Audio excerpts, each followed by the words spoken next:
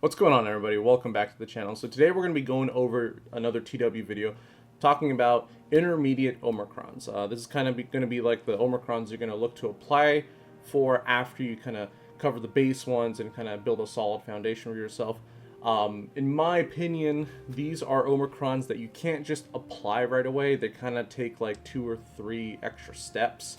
That's why I'm calling it an intermediate omicron, because it's not just cut and dry as some of the other ones, like the Phasma Omi. Like, you just apply it and you're good to go. You know what I mean? Like, these ones do require specific modding. Maybe you have to farm more than 4 other characters to get the team. You might have to do like 6 or 7 characters for the team, because you have rotating slots depending on the counter and the meta. So it's just a little bit extra work on these omicrons. And then in the next video, obviously, we'll cover the advanced omicrons. So let's get started. Okay, so we covered Boba Fett, Scion, and Jango in the beginner Omicron video. I talked about his leadership there. So the intermediate Omicron, guys, is going to be his unique, okay? And you probably can guess his special Omi is going to be for a later video. But this unique is extremely good. I was very close to considering his leadership an intermediate, because I think, like, you can get away with just having the lead for a pretty long time, but I think we're starting to get into this phase of the game where you're gonna start wanting the unique a little bit more often. The unique is really strong, guys. I really like this unique. It gives him a whole lot more survivability. He ramps his stacks faster. I mean, it basically just expedites everything that he does, and he's immune to ability block and stun, so it's just a really good one.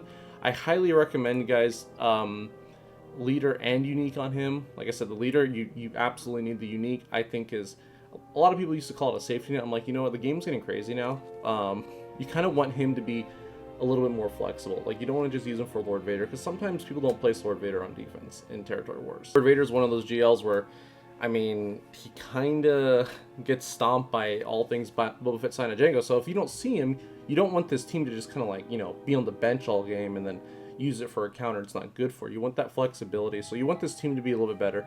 The unique is super solid. All right, next, Grand Inquisitor, guys. This is probably one of my favorite characters in the game. I really like this character. And we're going to go over 2 of his omicrons that are going to be intermediate, in my opinion. The first one being his lead, okay? And a lot of people are probably thinking, well, we have Reva in the game, like, his lead is obsolete. That is incorrect. Grand Inquisitor lead has been super solid ever since he came out. He's been beating JMK, obviously. It's much easier with Reva, but depending on the meta, and also depending on if you're even going against JMK, Grand Inquisitor's lead is still really good. It's a very small lead. It's very simple. All it is Purge just doesn't go away. Purge is there forever, which honestly is really good. Under Reva lead, you don't get that option. You don't get that flexibility, because, like, all Reva lead does is, I mean, she does some cool stuff, right? GI goes first, gets a bonus turn, everyone 6 stacks Purge, he stacks his stats go up like crazy. It's great, but the problem with Reva lead is you start off super strong in the fight, and then you burn out super quick. Like, if you're not already winning by, like, turn, like, 2 or 3, pretty much already, like, exhausted all of your best specials, you're on cooldowns, and if you're, like I said, if you're not winning, it's just downhill from there. There's a lot of recovery with Reva, but Grand Inquisitor lead is just really solid. Like, you get a nice grip on your opponent with the amount of purges you stack on them, and you just don't let go. You know what I mean? You just don't let go. Next on this list, and you have to do both of them, guys. You cannot have one without the other. You need Ready to Die. This is an insane Omi. Absolutely insane. Instantly defeating a Jedi with 6 stacks of Purge is awesome. Buff immunity for 1 turn, which can't be dispelled, evaded, prevented, or resisted, is also great. If the enemy has 6 stacks of Purge and is a Jedi, you, like I said, you defeat them. You can't, they can't be revived either. That's a pretty important part. And on top of that, the cooldown gets reset the first time an enemy with 6 stacks of Purge, it has 6 stacks of Purge, sorry. So you can use it off his lead. You can use it right off the rip if you want to, but then once someone gets 6 stacks of Purge, it's gonna get cooldown if the enemy was not defeated, which is kind of cool, honestly. So, like, you get, like, that little burst DPS out of him. But Ready to Die is extremely important. Even if you're someone that doesn't want to run GI lead, you're going to use Reva lead in your guild. You have to do it. You just absolutely have to do it. Like if you don't have Ready to Die, there is no point in Reva Lead. There literally is not. The whole point of Reva Lead is you get access to this at the start of the battle. You get to kill a Jedi for free. One of the other nice things about Grand Inquisitor Lead that I like over Reva is your stats ramp over time. The other cool thing too is a lot of people tend to forget about this, but you can ignore taunt. You can go around taunts. If you can target anybody who has 6 stacks of Purge, and under Reva Lead, I feel like sometimes you get bogged behind taunts and it can really screw things up. Also, I kind of prefer Grand Inquisitor giving his team immunity to ability block versus Reva. You're immune to stun. I mean, because Fifth Brother can cleanse the stun. Fifth Brother can cleanse stun. Being immune to ability block lets you, have the flexibility to go after Lord Vader if you really want to. I haven't done Lord Vader, GI versus Lord Vader in a while, but it was a thing a long time ago. All right, next up on the list is Trench. Again, one of my favorite characters in the game. You guys are probably starting to see a trend here with my favorite characters. Trench is like insane, like just such a good character, guys. The team that he has is so good, and again, he's on this intermediate list because he has 2 Omis, and you have to do both of them. He is not a character you can just do lead. He's not like Scion and Jango where you can use the lead and get away. Because in my opinion, he might have one of the best Omicrons in the game. So let's go over his lead real quick. So the first one I'm going to go over is his lead.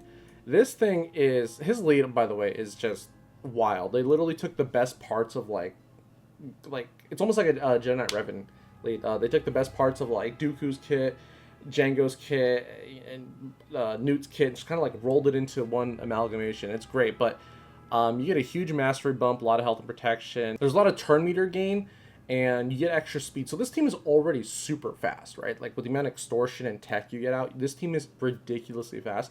The one thing that his lead does is it fixes everything that's wrong about him in GAC. The nice thing is you're gonna, like in GAC, this team lacks a lot of offense outside of like Jango Fett.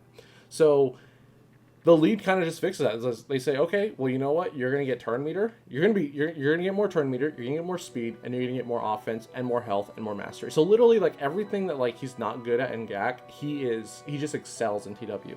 This lead is an absolute must. Yeah, it's a no-brainer. Next Omicron for Trench I want to talk about is his basic, and this may be the best Omicron in the game, in my opinion, at least for TW.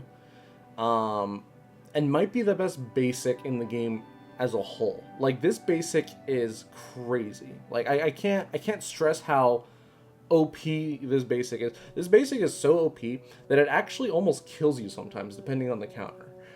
If you fight Rey, you're gonna hate this basic because it's too strong. So let's go over it real quick. So you inflict shock, which is great, and if they're shocked, they're already shocked, you stun them for 1 turn. And if you're not familiar with Trench's kit, he has like a B2 mechanic where anytime Separatists evade, take damage or anything like that, he has a chance to get full turn meter, kind of like B2. So he is always going.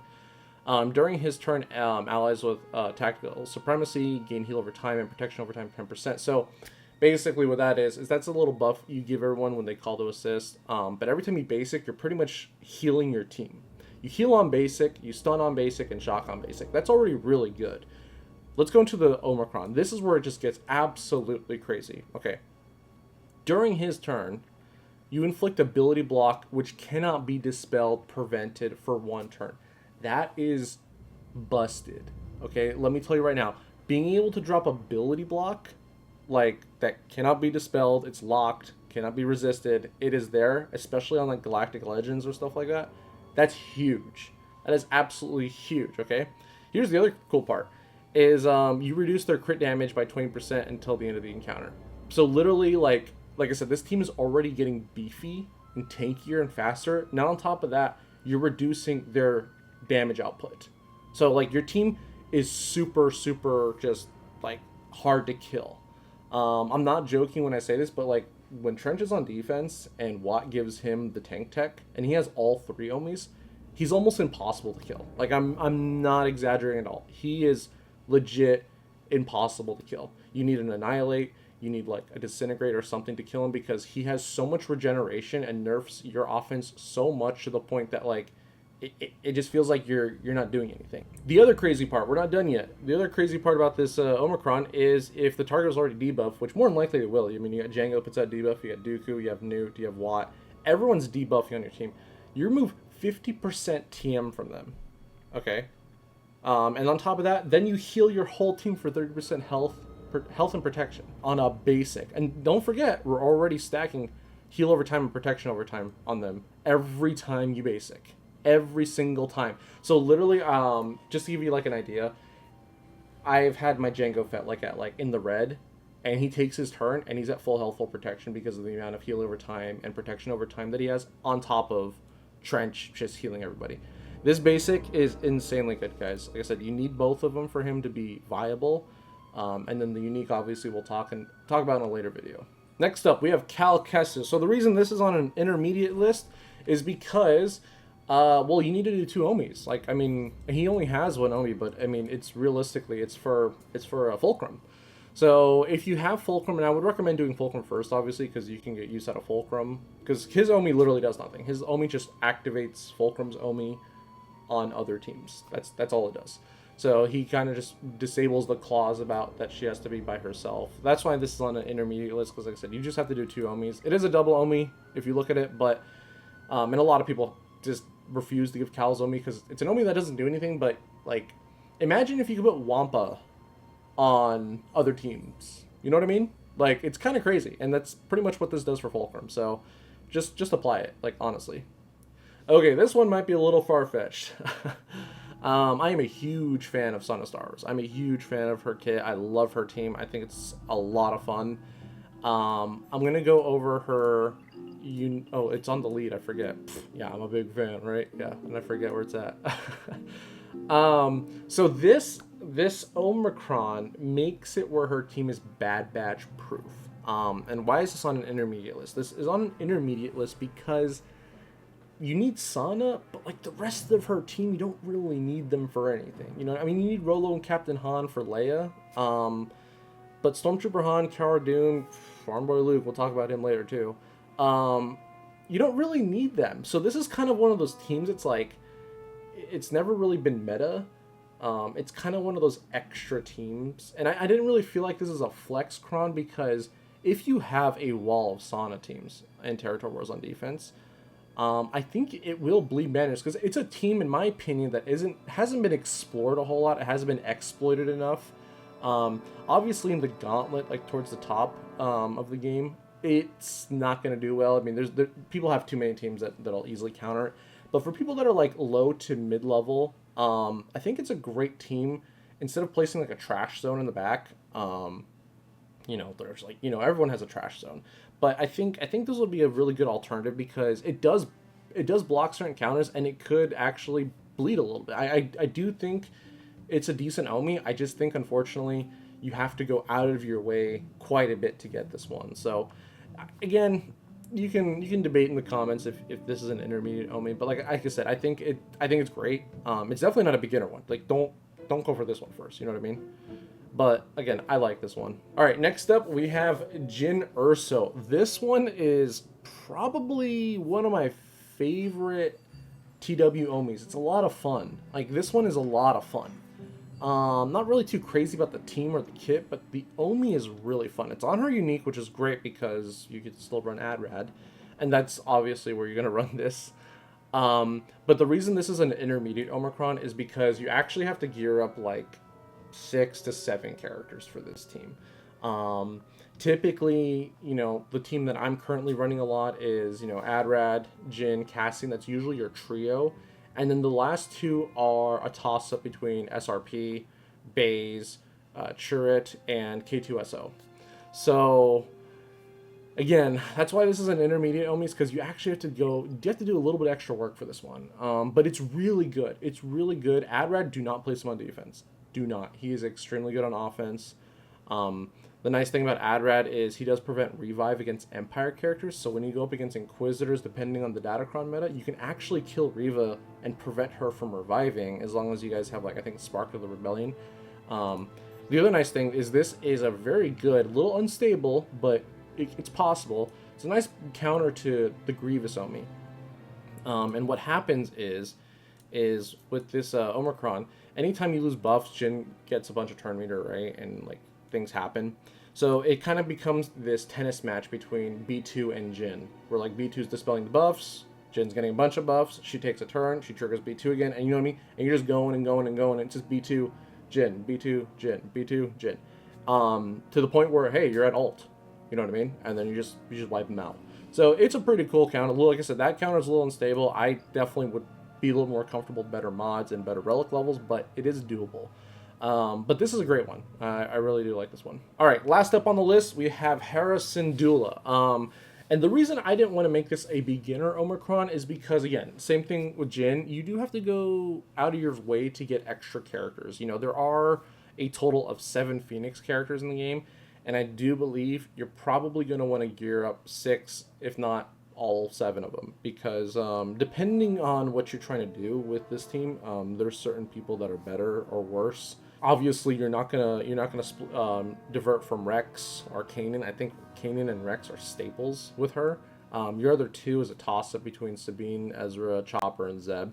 I've heard a lot of people saying Zeb is great. I personally haven't found any use. I mean, I haven't really got much use out of my Hera. Anyways, that also kind of just reiterates that you have to have those extra characters just in case the counter you want to use has more sustainability with option A over option B versus for your 5th character. So again, this is I think this could have been more of a beginner Omicron if we only had 5 Phoenix, but the fact that we have extra, you kind of have to have those extra options to get the most out of this Omicron. All right, guys, well, that's the intermediate list. It is a smaller list than the beginner list, and I'd imagine the advanced / flex list is also going to be probably about the same size, maybe a little bit bigger. But I hope this video kind of helps you guys and gives you kind of like a goal, or at least like a goal post on where to aim for in terms of either building your roster to market yourself as a TW player, that way you can get into a better guild, or this will give your guild a kind of like a roadmap of a direction on kind of like where to go in terms of priority.